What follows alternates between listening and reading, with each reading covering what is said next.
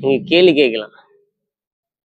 நிலப்பசி உணவு, நீர்ப்பசி நீரு, குடிநீரு, இது ரெண்டும் புரியுது. அது என்ன வெப்ப பசி, காற்று பசி, ஆகாய பசி? கேள்வி கேட்கலாம்.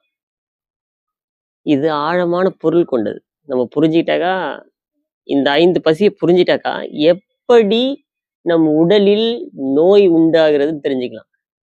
நோய் உண்டாகுதுன்னு தெரிஞ்சுக்கலாம். அதுதான் வந்து நம்முடைய முன்னோர்கள் என்ன சொல்லுவாங்கன்னா, உயிர்.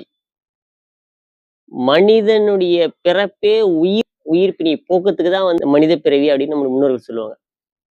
நாம இது மட்டும் பார்த்துக்குவோம். இந்த 5 பசி மட்டும் பார்த்துக்குவோம். இப்ப நிலப்பசி உணவு, அது புரியுது. அடுத்து நீர் பசி குடிநீர். வெப்ப பசின்னா என்ன?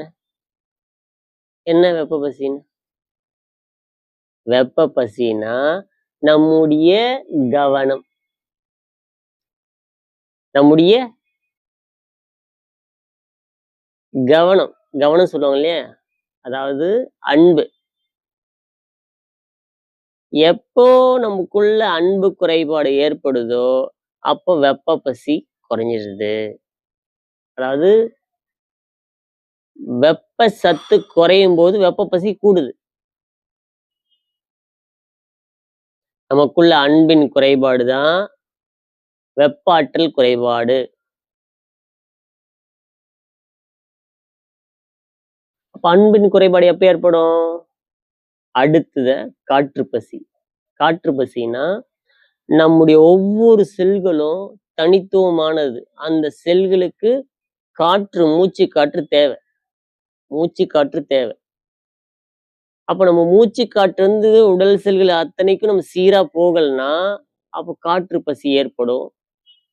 அதனாலதான் வந்து உடம்புக்குள்ள சோம்பல்தனம் வருது. சோம்பல்தனத்தினுடைய அறிகுறி என்னன்னா காற்று பசி. இன்னும் சொல்ல போனா வெப்ப பசின்னு சொல்லலாம்.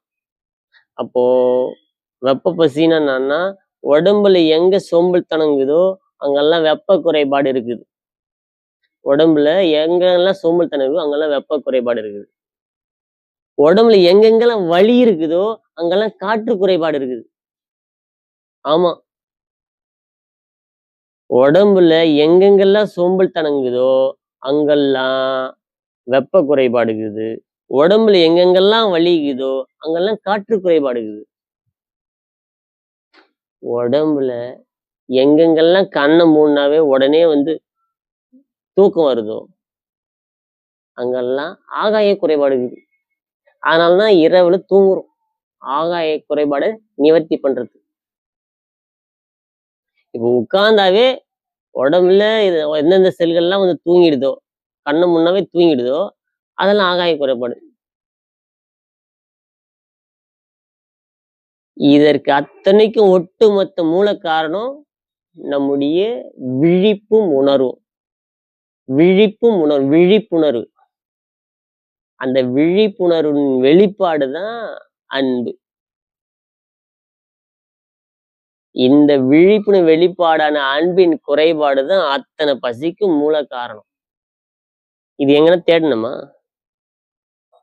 தேடணுமா? இது வெளியே கிடைக்கிற பொருளா? அது உலகத்தில் அத்தனை கோடி செல்வங்களையும் கொடுத்தாலும் வந்து இந்த அன்பு விலைக்கு வாங்க முடியாது. அது உள்ள இருக்குது. இட்ஸ் தேர். உள்ள இருக்குது. அதை வெளிப்படுத்த வேண்டியதுதான் நம்முடைய கடமையாகவும் செயலாகவும் இருக்கு. அதை வெளிப்படுத்தணும். Effortless process. வெளிப்படுத்தணும். எப்படி வெளிப்படுத்துறது? அதனாலதான் ஒவ்வொரு மனிதனுக்கும் ஒரு தனித்துவமான திறமை இருக்குன்றாங்கல்ல, அந்த திறமை மூலமா வந்து வெளிப்படுத்துறதுதான். விழிப்பும் உணர்வும் வைத்து. விழிப்பு என்பது ஆகாய பசி நிறைவடைஞ்சுன்னா விழிச்சுக்கும். காற்று பசி நிறைவடைஞ்சுன்னா உணர்வு ஏற்படும். அந்த விழிப்பும் உணர்வும் சேர்ந்து, அதாவது ஒவ்வொரு செல்கள் தூக்கத்தில் இருக்குது இல்லையா, அந்த செல்கள் விழிச்சுச்சுன்னா அது விழிப்பு. அப்ப வீழ்ச்சின்னு அந்த உணர்வு ஏற்படுது பாத்தீங்களா, அது காற்று. அப்ப விழிப்பு உணர்வு சேர்ந்து காற்றா மாறிச்சுன்னா அங்கதான் வந்து அன்பு வெளிப்படுது. இத சரி செஞ்சுட்டாக்கா எல்லா செல்களும் பூரணமா நிறைவடைஞ்சிடும். அப்போ என்ன ஆகும்னா, தானாவே வந்து உணவின் மேல அந்த ஈர்ப்பு வந்து குறைஞ்சிரும். உணவு பசி குறைஞ்சிரும். நம்ம என்ன பண்றோம்னா, ஆகாய பசி, காற்று பசி, வெப்ப பசி இது மொத்தம் சேர்த்து இன்னும் சொல்ல போனா சில பேர் தண்ணி கூட சரியா குடிக்கிறதில்ல. 4ம் சேர்த்து உணவு ஃபுல்லா டம்ப் பண்ணிடுறாங்க. உணவு போட்டு ஃபுல்லா இங்க தள்ளி விட்டுறாங்க. இங்க கூட கிடையாது. அது சுவைக்கிறது விடு. சுவைச்சா அது அதாவது கொஞ்சம் கொஞ்சமாவது அது அந்த ஆகாய பசி போகும்.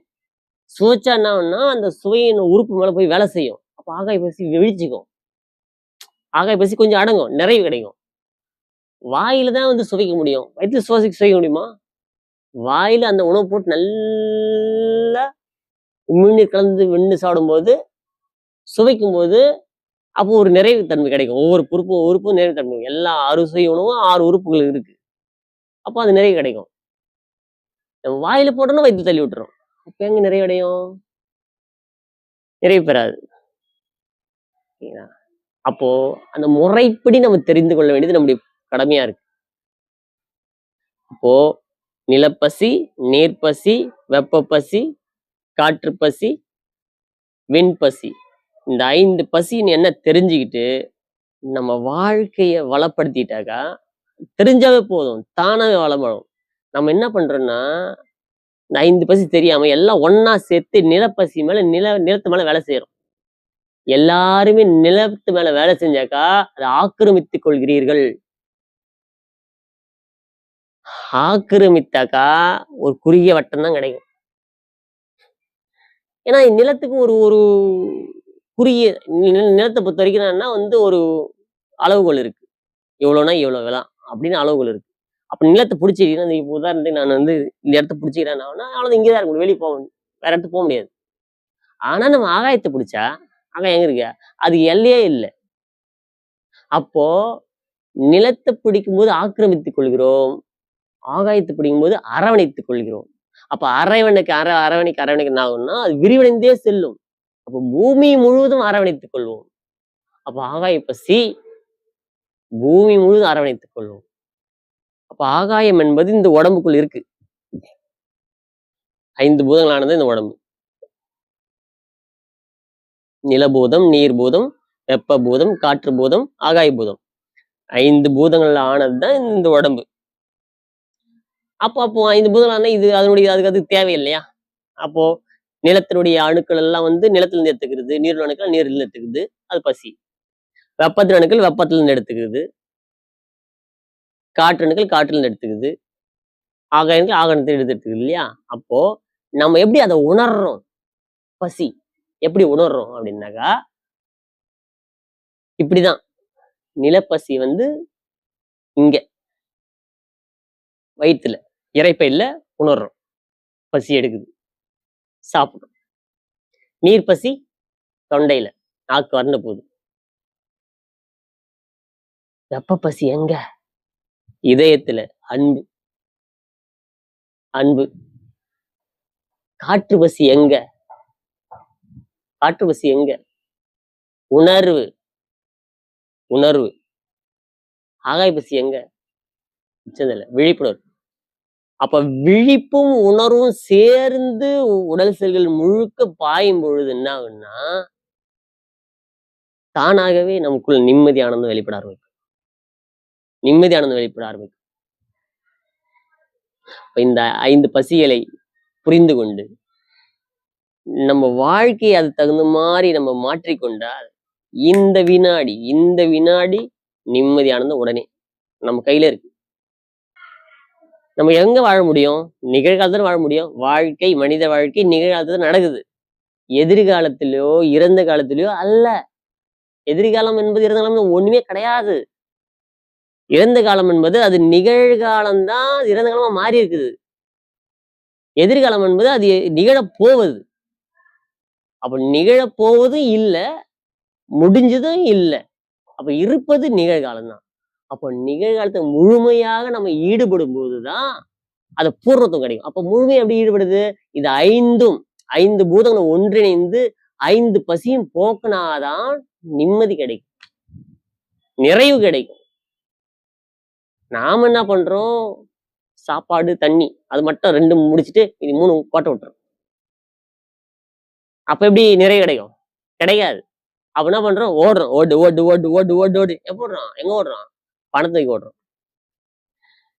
பணம் என்பது நல்லா புரிஞ்சுங்க. பணம் என்பது காற்று பசி. ஆமா. நமக்குள்ள காற்று பற்றாக்குறை. யாருக்கெல்லாம் வந்து உடம்புல காற்று பற்றாக்குறை இருக்கோ, அவங்களுக்கெல்லாம் வந்து என்ன ஆகும்னா, பணத்தின் மீது அதிக ஈர்ப்பு, அதிக ஆசை ஏற்படும். ஆமா. ஓடு ஓடுன்னு ஓட வேண்டியதுதான். எனர்ஜி. ஆமா, எனர்ஜி.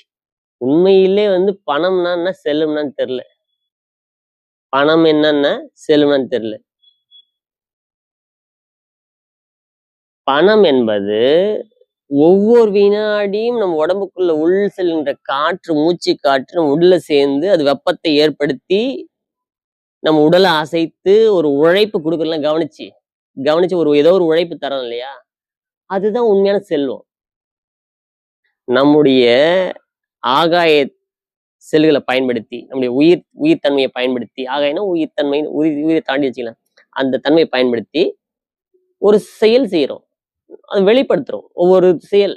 ஒவ்வொருத்தருக்கும் ஒவ்வொரு திறன் இருக்கும். அத வெளிப்படுத்துறோம். அப்படி வெளிப்படுத்தும் பொழுது, மற்றவர்கள் இதன் மூலம் பயனடைகிறாங்க. அப்ப அதுதான் நம்முடைய செல்வம். அப்போ அந்த செல்வத்துக்கு ஈடா அவங்க கொடுக்கிற மதிப்பின் பேரு தான் ஒரு கருவி தான் வந்து பணம். அது சேமித்து வச்சுக்கிறோம். இப்போ உழைக்கிறம்போது என்னன்னா, அது வந்து ஒரு இவ்வளவு நீங்க வந்து குடுத்திருக்கீங்க. இந்த உலகத்துக்கு குடுத்திருக்கின்ற அடையாளத்துக்கு தான் வந்து அடையாளம் தான் கருவி தான் வந்து பணம். நம்ம உழைப்பு குடுக்காம பணத்து மேல ஆசைப்பட்டாக்கா, அப்ப என்ன ஆகும்? உடம்பெல்லாம் வந்து அப்படியே ஸ்ட்ரக் ஆயி நிக்கும். அதனால இந்த தன்மைய புரிஞ்சுக்கணும் ஃபர்ஸ்ட். இந்த 5 பசிய போக்கி நம்ம வாழ்க்கையில நிம்மதி ஆனந்தமா வாழலாம். வணக்கம். என்னுடைய பேர் சிகரச்செம்மல். நீங்கள் பார்த்துக் கொண்டிருப்பது நீ தங்கு யோகவில் தியான மையத்திலிருந்து. நல்லது. நன்றி. வணக்கம்.